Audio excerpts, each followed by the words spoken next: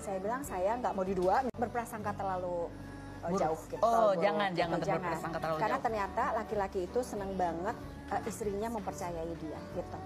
Jadi kalau misalnya tiba-tiba segala ditanyain, ngapain aja, kemana aja, sama siapa aja, tuh nggak suka banget laki-laki kayak gitu. Tapi kalau kita kasih kepercayaan, kita kasih, alhamdulillah ya 27 tahun nggak macam-macam tuh, karena ya saya bilang Kak Emil, saya rada keras urusan ini. Saya bilang saya nggak mau didua, misalkan gitu ya. Kalau misalkan begitu, berarti sudah tidak bersama saya lagi. Hatinya silahkan memilih orang lain, misalkan begitu ya. Jadi tegas aja di situ. Nah setelah itu lepaskan Kang Emil. Kita serahkan pada yang maha kuasa untuk melindungi dia, menjaga dia gitu ya.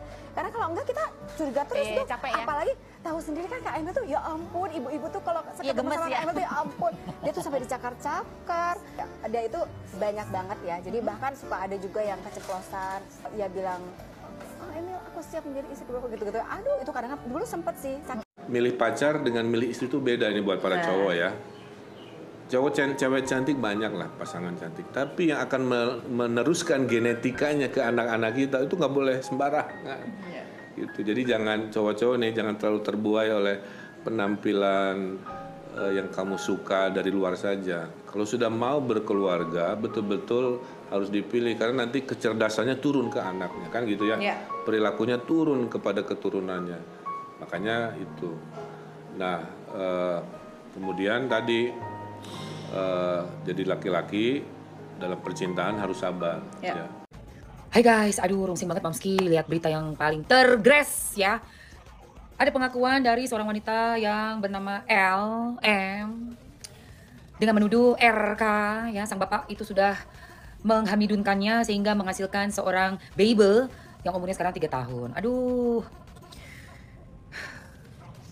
Dan terjadi lagi kisah sama yang bikin aku enek.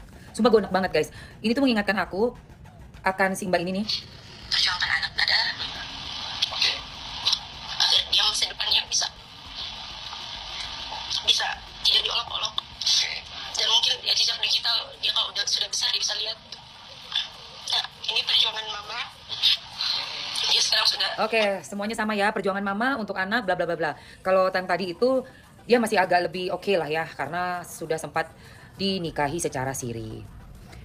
Itu pun ya, ternyata istri syahnya dari si bapak yang dia minta dengan sangat untuk mengakui, mengadakan pernikahan yang apa katanya resmi gitu ya, dengan foto, dengan dokumentasi yang resmi, tapi ditolak mentah-mentah dan dikejar tetap mau apa gimana pun caranya, katanya dicerain lagi besokannya pun nggak apa-apa seperti itu.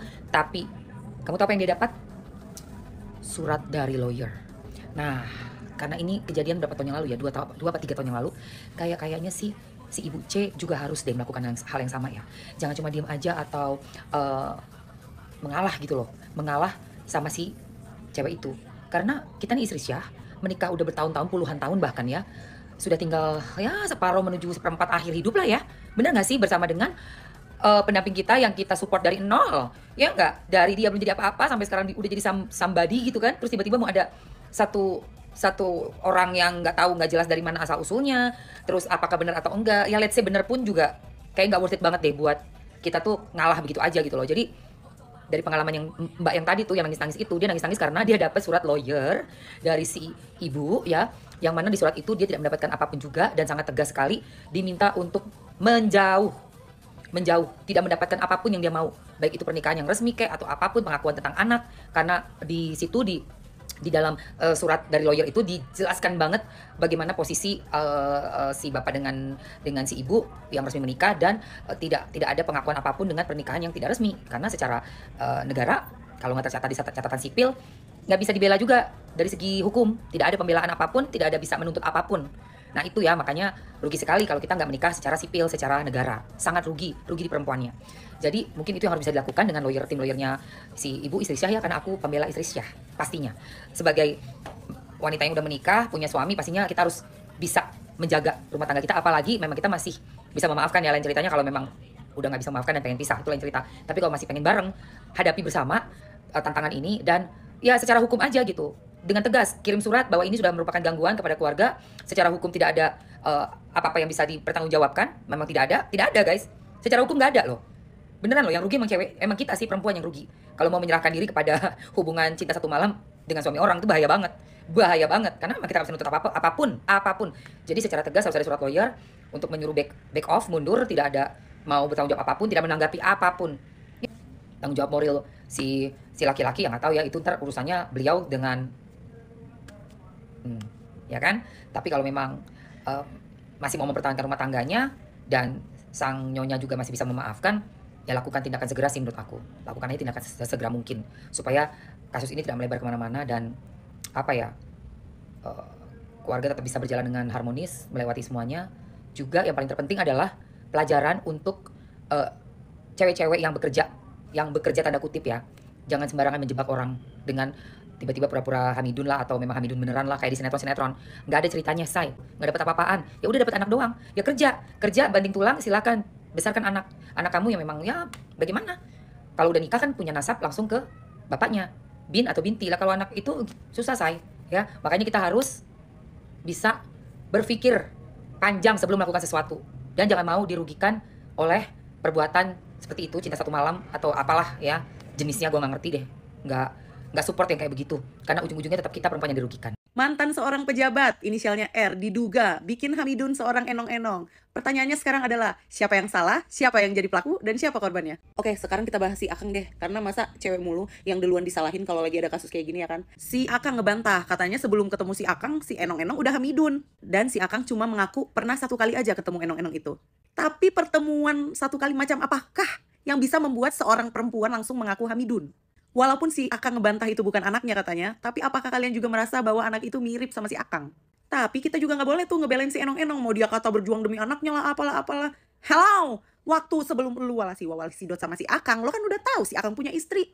Sorry ya, tapi woman support woman gak berlaku buat ani-ani. Terus kata si Akang, oh ini awal kenalnya tuh karena bantuan beasiswa. Hello! Banyak banget orang yang lebih membutuhkan beasiswa, yang memang orang-orang pinter, orang-orang yang gak ada uang buat sekolah, bukan orang yang di Instagramnya aja fotonya tetong semua. Ini lagi si enong-enong giliran sekarang aja keluar-keluar bilang, ini demi hak anak saya, demi kepentingan anak saya. Lo kan udah tahu, si Akang udah punya istri, udah punya anak, kenapa lo tetap gasken?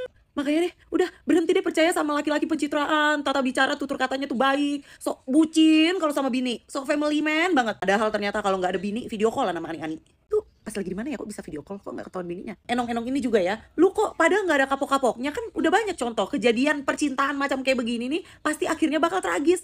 Giliran sekarang mungkin asupan dana dari si Akang terhenti kali ya, karena kan kemarin itu ada kasus tuh dia digerebek sama KPK.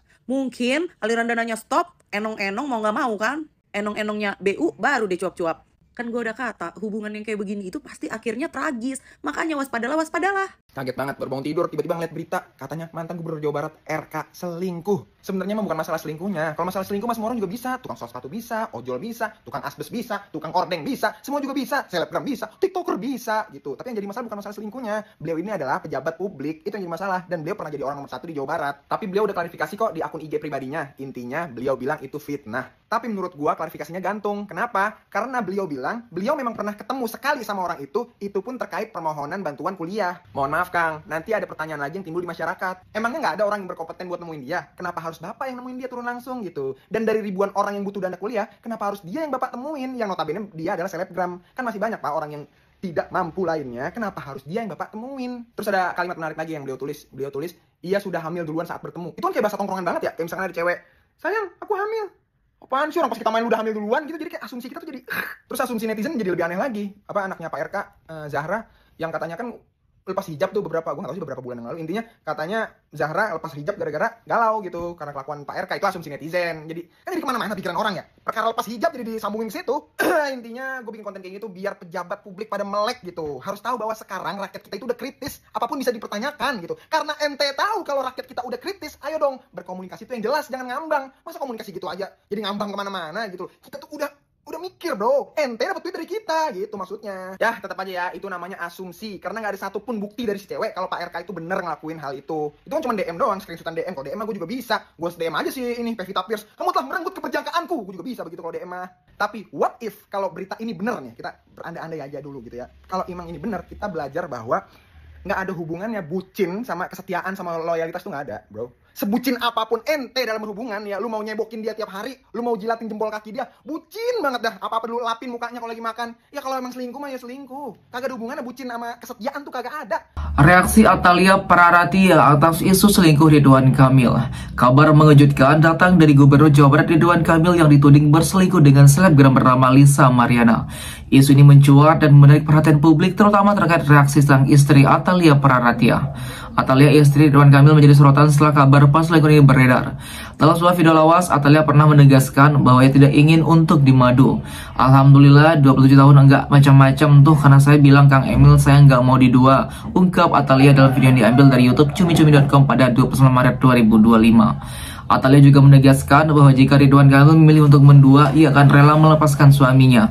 Kalau misalkan begitu berarti sudah tidak bersama saya lagi hatinya, silakan memilih orang lain, tegasnya lagi. Sementara itu Lisa Mariana semakin gencar membongkar isu perselingkuhan tersebut. Dalam klarifikasinya, Ridwan Kamil mengakui bahwa ia bertemu dengan Lisa untuk membahas bantuan uang kuliah. Pertemuan tersebut terjadi di Wyndham Hotel. Namun Lisa membantah pertemuan itu hanya untuk membahas bantuan kuliah. Melalui Instagram story-nya pada 28 Maret 2025, ia mengekspresikan kekecewaannya karena merasa telah dipermalukan. Capek banget saya dihujat fans fanatik bapak, lebih baik buka-bukaan sekalian, tulisnya lagi. Selain itu, pengacara Lisa Mariana Sunan Kalijaga salut kepada keberanian kliennya yang siap untuk melakukan tes DNA. Lisa siap membuktikan bahwa bayi yang dilahirkan merupakan hasil hubungannya dengan Ridwan Kamil. Dia juga siap untuk tes DNA untuk memastikan tidak berbohong atas apa yang diucapnya di media sosial. Jujur, Lisa berkali-kali kemarin seharian termasuk sampai per hari ini menyampaikan kepada saya, dia sangat siap kalau ditantang untuk tes DNA, kata Sunan dikutip dari YouTube Uncloud Sabtu 29 Maret 2025. Sunan Kalijaga heran menyaksikan kesungguhan Lisa Mariana, bahkan jika melihat secara logika, Lisa Mariana bukan main-main dengan pengakuannya tersebut. Nah, maka kita secara logika berpikir ini Lisa nggak main-main kan gitu tandasnya. Dia berani, dia berkali-kali bilang, bang udah bang gak usah panjang lebar, katanya tes DNA aja, apa Sunan Kalijaga.